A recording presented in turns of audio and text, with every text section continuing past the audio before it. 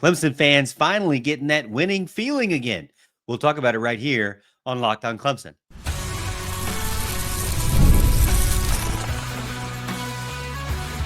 You are Locked On Clemson, your daily podcast on the Clemson Tigers. Part of the Locked On Podcast Network, your team every day. What's up, Tiger fans? Morgan Thomas here, Clemson fan, Clemson grad, host and producer of Locked On Clemson, part-time host and producer over on 105.5 FM The Roar. Thank you so much for making Locked On Clemson your first listen of the day. We're part of the Locked On Podcast Network, now the #1 sports podcast network. Yeah, you heard about it right here. #1. It feels good to be #1, and thank you so much for tuning in. Big shout out to the everydayers for hanging out with us Monday through Friday, all throughout the week. You know, we have exclusive Clemson content right here for you. About 75% of you are not yet subscribed. So what are you waiting for? Whether you're listening to the podcast or watching on YouTube, make sure you hit that subscribe button so you never miss another episode. Today's episode is brought to you by FanDuel. Right now, new customers can bet just $5. And if your bet wins, you'll get $300 in bonus bets to use across the app. Download the app today. Oh, man. Well, Clemson is back into the winning ways, and they beat Florida State this weekend 24-10. I watched the game multiple times. I rewatched it a few times and was literally driving back from Jacksonville. As you remember from last week, I had a different background. I wasn't at home. A lot of the everydayers said, "Morgan, are you okay? It looks like you're not where you're supposed to be. It looks like you might be in a hotel." Yeah, everything was okay, and I'm back here in my office, in my man cave, if you will. And Clemson, not only do I come home, but Clemson finally gets a win at home for the first time in 2 months, 24-10 over Florida State. And I really love what I saw from the team at the very beginning. You know, they had a lot of rhythm going in that very first drive. They had to convert a fourth down conversion, and then they kind of got some things going. They scored quickly. You know, they got a 2-point conversion and kind of shocked everybody with the Clay Sweeney 2-point conversion, which, you know, to be honest with you, I don't know if it really was a 2-point conversion, because it seemed as if the replay said that he showed that he didn't get the ball across the line, but they counted it anyway. So Clemson got off to a 8-0 start in the first quarter, held Florida State to 0 points in the first quarter. You know, so they started strong, which is something we've been begging for the team to do. And they also scored every single quarter, you know, whether it was touchdowns or field goals, they still were able to put points up. They never got blanked, and they blanked Florida State twice in the first quarter and the third quarter. So to me, the team started out really well, but that winning feeling, you know, didn't come till the end of the game. But get that winning feeling now, but you don't know how you really want to brag about it, because, you know, Clemson had less total yards than Florida State. Clemson had less first downs than Florida State. Clemson did have the ball much longer, but it didn't seem like, you know, one of those wins that you could really brag about beating Florida State. It was really, to me, you know, two teams that both have some issues, but just happened to have Clemson win this one. And I will tell you, to start out, I don't want to be part of that group that just drools over the fan base and what they did or how they showed out in the game. And I'm not saying that disrespectfully. I'm just saying that I know the Clemson fan base shows up for just about every home game, really every home game. And I know that they're going to show up for a night game for sure. I know they're going to show up for a rivalry game like Florida State after all these decades of being beaten down by Florida State. I know Clemson fans want to show Florida State up. And so my main thing is, I wasn't shocked by the fact that the fan base showed out. I wasn't shocked they were there. They were loud. They were into it, because that's what I expect from Clemson. You don't put an 81,000 person stadium in the middle of Pickens County. You know, it's not typically the place where you'd have this giant, larger than an NFL stadium, it's not the town that you would put it in. It's not a major market by any means, but it's there because the fan base loves this team and they desperately want this team to be good. And they have a high standard for themselves. That's why we have such a high standard for the football team, is because we hold a high standard to ourselves as fans. How many Clemson fans do you know are okay leaving in the third quarter? None. I mean, I don't know any. How many Clemson fans are okay showing up with like 10 minutes to go before the game starts? Not many, if any. Even the newer fans understand this level of, hey, we've got to get there. We've got to show up and we've got to show out and we've got to be that reason why Death Valley is Death Valley. And it hasn't really shown on the scoreboard this season as much. Some of those games where you may want to send me a picture of the fan base not being there.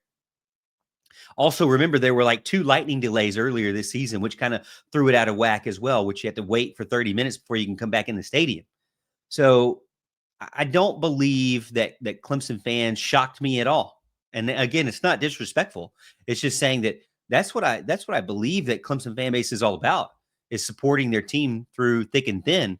And even though this is a bad season, maybe one of the worst Dabo, if this is the worst team that Dabo has ever put together, but still, it is definitely a team that just by the fact that it's Clemson, you're going to support,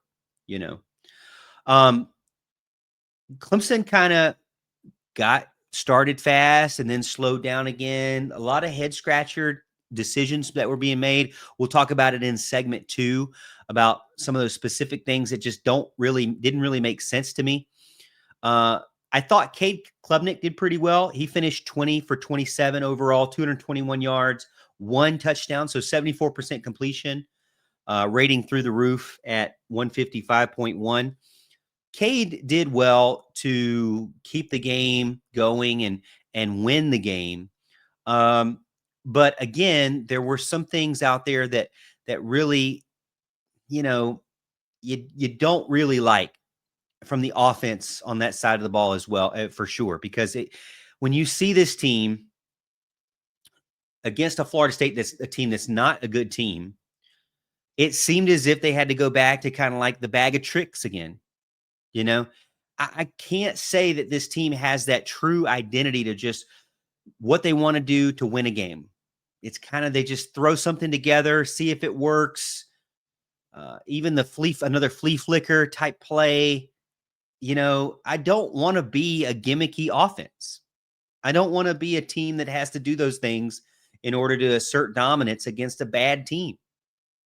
So those are some things that kind of still, you have that winning feeling, but you still have some things that you're kind of thinking, it doesn't look right yet. Still, they started off strong, then they had a couple of 3 and outs. Cade Klubnik did some good things, made some big plays, but then had some things that just didn't really seem to be it. And as they said on the television broadcast, more of like backyard football, meaning not really well designed, more of a broken play, or more of just let's throw it up and see. I would say throwing up a prayer or something like that. So there's still a lot to kind of be worked on. And if you look at other teams that played Florida State, 24 points is really not that impressive. Stanford put 20 points on them. A lot of other teams were able to get in the 30s and the 40s. So while it was a win and you got that winning feeling, and if you win, you dance, you got to feel good about that. There's still some things for sure that kind of like, I don't know how I feel about this team quite yet. And it's a short week because they got to go and play Louisville this Friday. The defense fed off some turnovers. They had some pretty good situational stops. They were bend, don't break. And the win really, to me, did it say a lot about how great Clemson is or how Clemson has fixed things? No, it did not. They didn't fix anything to me. They're still dealing with the same problems. They just played a team that had much worse problems than Clemson had problems, which is a good thing. You need some of those to keep your spirits going, to keep your motivation going.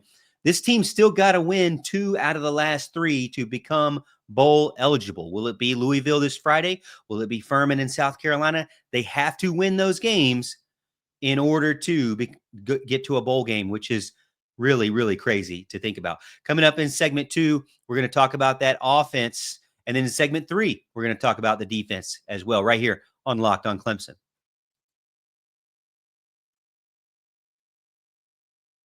The holiday season is right around the corner, and that means it's time to get your home ready. Whether you're in need of new seating for your guests, cozy new linens, or a fun serveware for your holiday hosting, Wayfair's Black Friday sale is here to help you make your space shine. And the best part about it is you don't have to wait. Wayfair's Black Friday deals are actually happening all month long, with up to 70% off everything from sofas to spatulas.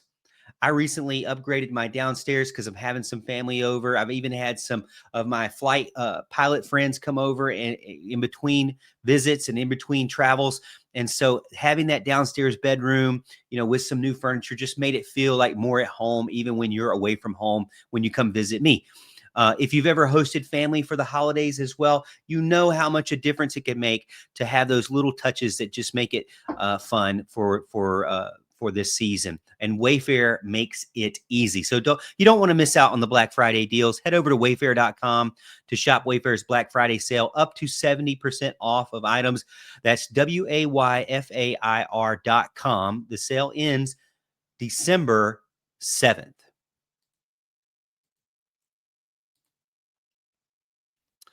All right, so let's dig a little bit further into that offense and some thoughts that I had.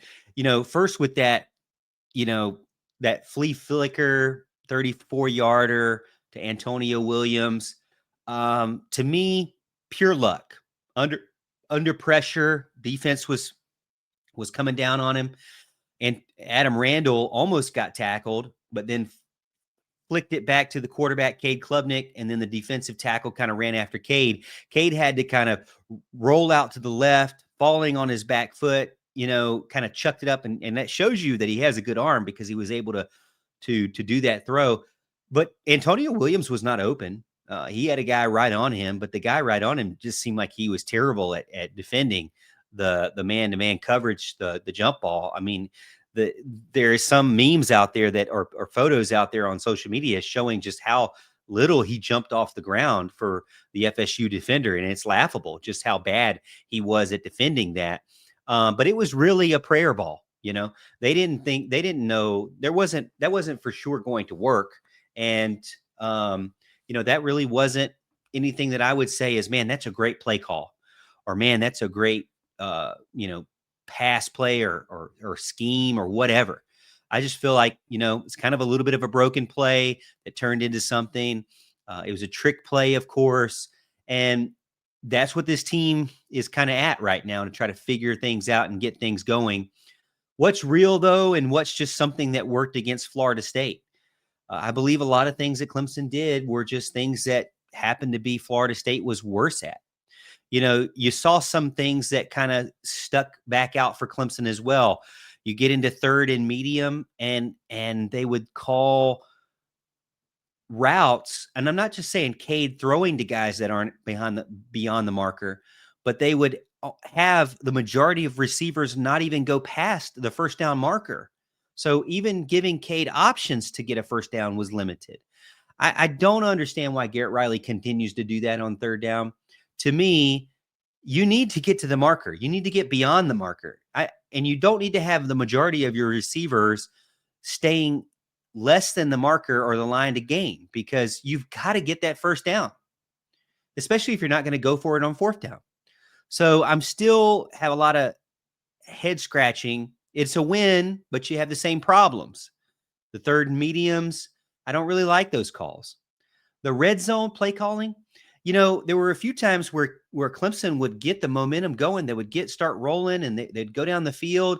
They'd got to the red zone, and I went back and watched it 3 times. They got to the red zone and never once tried to throw the ball into the end zone. And we talked about this with Garrett Riley over the past couple of years about how frustrating it was. And even with Brandon Streeter, how frustrating it was to kind of feel like you're just a yard after catch team. And you're not just a team that can throw it into the end zone. This team has guys that can win one-on-ones. This team has guys that are tall enough to win jump balls. but you're not even attempting that. That is still some things that, there's some same problems, but you got to win. So while I'm frustrated with those things, but you got to win. You have to keep stacking wins, and you definitely need another win, 2 more wins to get to a bowl. So I'm never going to be mad about winning a game. I'm never going to be upset about winning 24-10 against Florida State for sure. But this team is definitely not fixed, and they haven't figured something out miraculously to get this way. To me, it was still kind of a poor performing win. Overall, there were times where I was struggling staying awake. Now, I told you I was in Jacksonville for some flight training and trying to get a job. I actually passed, and I'm now an employed pilot. I'm no longer an unemployed pilot. But I was exhausted when I got home, and it was hard for me to stay awake. I have never been able to say that for a Clemson game. It was just kind of dragging along where Garrett Riley got back into this situation of just not playing aggressive. It really didn't make sense to me in some of the things. Tristan Lee, left tackle, still, he's got to be one of the, if you think back to all the left tackles over the Dabo Swinney era, he's one of them. I wouldn't say he's one of the top 5 left tackles that Dabo Swinney has ever had in his tenure. And, he still ends up on his back many times in critical situations and out open in space, not blocking anyone. I think he's gotten better, or at least the issues have been masked better with getting Colin Sadler or Harris Sewell away from him. You can't have 2 of those guys side by side. Having Braden Jacobs next to him helps kind of solidify it up a little bit more. But they're still kind of doing some weird things here and there where they're pulling Braden Jacobs or pulling certain players. And it's weird to me how after all these games, they've obviously shown that they struggle to do more complex blocking, but they still keep running out there and making them do it. It won't bite them against teams like Florida State. It won't bite them against teams like North Carolina or Boston College. But that it does bite them against teams that know what they're doing and have a pulse. And so Clemson still has some games ahead of them that are going to be a challenge. South Carolina is going to be a challenge. Louisville is going to be a challenge. Heck, maybe even Furman's going to be a challenge. So this team has to execute at a high level across the entire team, all 11 players on the offense. Switching over to the special teams, I thought they did really well. Nolan Hoosier's 3 field goals really kept the game out of reach for Florida State, kept the team at a stable, kept the team stable throughout the 4 quarters, even when they weren't able to score, when they kind of got stopped in the red zone. Hoosier came out there and knocked down 3 out of 3 and really kept Clemson scoring in the second half, because without those, they would have had no points in the second half at all. They only had 6 points in the second half, and one field goal in the third quarter, 1 field goal in the fourth quarter. So hats off to the special teams for keeping this thing going. But that's not a cure or a solid way to win a game against teams that have a bigger pulse stronger pulse than Florida State. At least the offense didn't self-destruct. That's for sure. They did what they needed to do to win the game. And what's there with the weapons they have are things that they can continue to build off of. But there's not always going to be scenarios where you can just get by with 6 points in the second half. Thankfully, Clemson's defense stepped up a little bit. And we'll be talking about Clemson's defense in segment 3 coming up in a few seconds. But Clemson's offense still a lot. Same problems, but they got a win. And that's key for this team. They got to keep stacking these wins. So as much as the frustrations are still there, it's great to walk away with a W. And especially at home, you didn't want this team to finish the season with no Power 4 wins at home. That would have been devastating for this team and for this season, and really for Dabo Swinney and his legacy as well. All right. all the everydayers. And if you're still with me and you haven't subscribed, make sure you do. But we'll come back and we will talk about that defense and how they helped Florida State have a little bit of a meltdown last Saturday.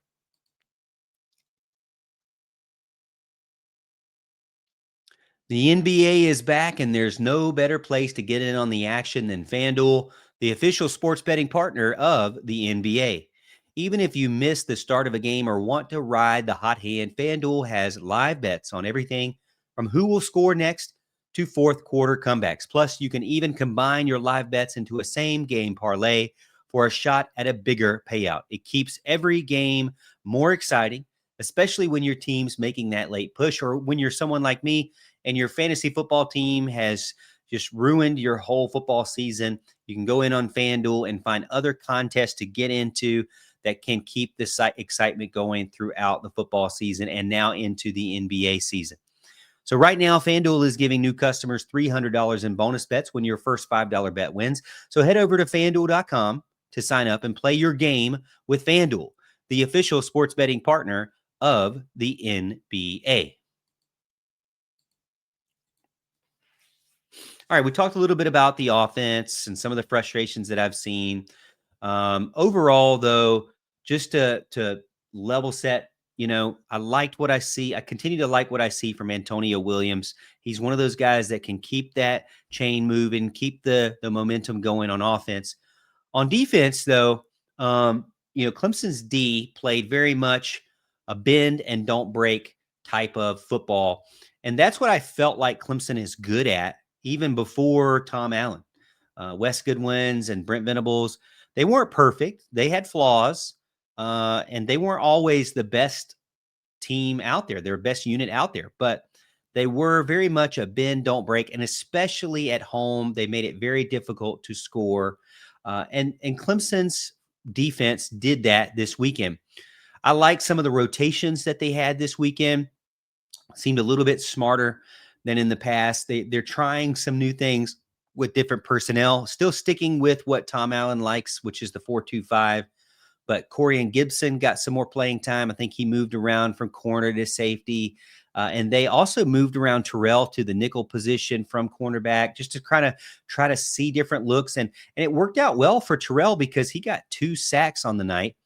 And Kobe McLeod got in there as well and, was all over the place. Clemson finished with 6 sacks, believe it or not, a key fumble and an interception at the end of the game. Situationally, the team seemed to be clicking on all cylinders and executing at a high level. So when it mattered the most, when you're on those money downs, Clemson's defense rose to the occasion, and they hadn't always done that this season, but they were able to do that.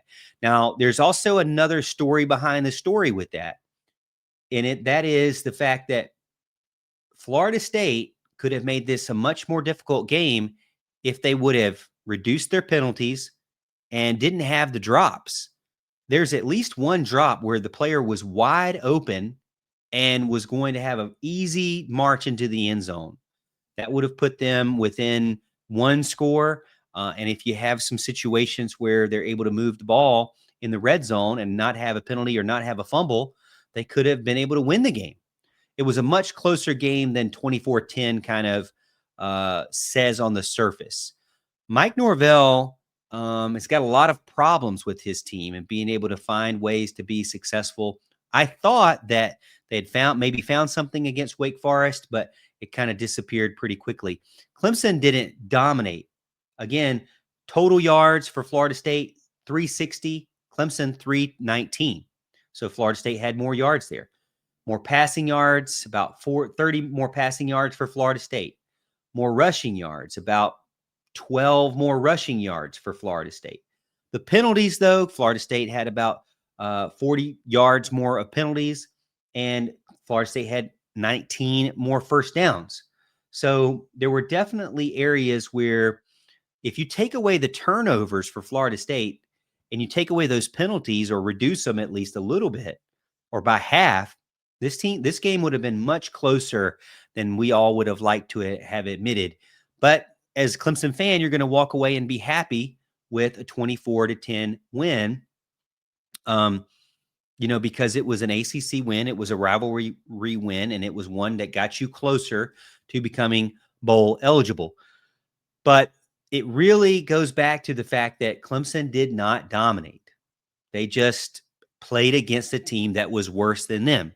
Florida State had a lot of problems that they can't figure out right now. It's kind of nice too. I'm going to enjoy it. As a Clemson fan, sometimes you can feel like it's all woe is me and all this stuff happens to us and no one else. But it was kind of nice to see that, hey, this is where Florida State is. And Mike Norvell is on the hot seat at this point. Fans are frustrated. They don't see much progress. They got kind of a glimpse of what could happen with a good quarterback. And now they're right back to, not being able to win critical games. What was weird to me too is just, they obviously felt like they could exploit Clemson's secondary. They passed for 43 attempts. To me, more often than not, when I see it, at least with Clemson, 43 attempts, Clemson usually loses those games. Not having balance in your offense can really hurt you, and helped Clemson's defense kind of figure out what they were trying to do. So, again, it goes back to that bend, don't break defense. Can this be the type of defense that sustains for multiple games or the rest of the games this season? We'll find out pretty quick on Friday. Celebrate that fact that Clemson got a win for sure. But there's also a key that we all need to take in mind, and that is keeping the perspective that Clemson really, is better than Florida State. Doesn't mean they're better than many other teams out there, but they are better than Florida State. So to see if they're better than Louisville, going to be hard to say. We'll have to kind of see what happens on the game Friday. They don't have much time to get ready for this next game. I'm excited for it because it's a quick turnaround. We get to see our team play, within a few days, but, it puts a little bit more stress on the team to get ready, and one that is still struggling to find their identity and what they can do successfully, against teams that have a little bit more of a pulse. All right. Hey, well, that's it for this episode. I hope that you enjoyed the game against Florida State. I hope you enjoyed the win. Don't be too frustrated. I'm here to give you the facts and give you my real thoughts and feelings. But overall, it is good to say that your team won this past weekend and is slowly stacking a win towards hopefully getting to bowl eligibility. I'd love for Clemson to become bowl eligible before they ever get to South Carolina. You do not want to give an in-state rival at the end of the season, like South Carolina, any extra motivation to destroy you, and not being bowl eligible yet will be one of those reasons why they would love to destroy you to keep you from getting a bowl game, especially if they're on the brink of being a bowl game eligible as well. So don't give them any more motivation than they need. But thank you so much for making Locked On Clemson your first listen. For your second listen, check out Locked On ACC. Kenton Gibbs and Alex Dono break down the most exciting college conference in all of sports. For the rivalries, the championships, and every game in between, find Locked On ACC on YouTube or wherever you listen to podcasts. And as always, Tiger fans, we'll see you tomorrow, and we'll see you at the top of the hill.